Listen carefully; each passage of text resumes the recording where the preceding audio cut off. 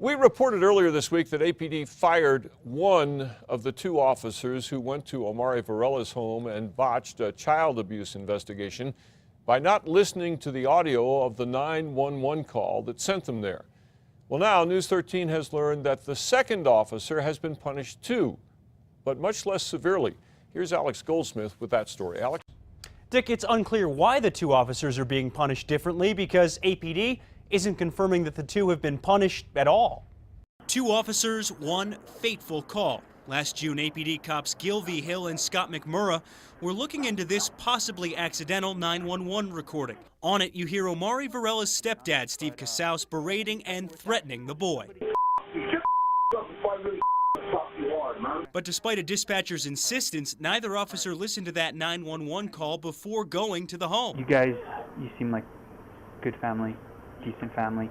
Just be careful. They left after a short investigation. 6 months later, Omaree was kicked to death, police say, by his mother. On Wednesday, Chief Eden informed Officer V. Hill in a letter that he was being fired for failing to listen to that 911 call, citing 6 different policy violations. V. Hill's attorney told us that day it was a bad decision. My client, Mr. V. Hill, did everything he was supposed to do at that scene. But what about Officer McMurrough? As far as I know, my client's the only one that's being terminated. News 13 has learned that appears to be true.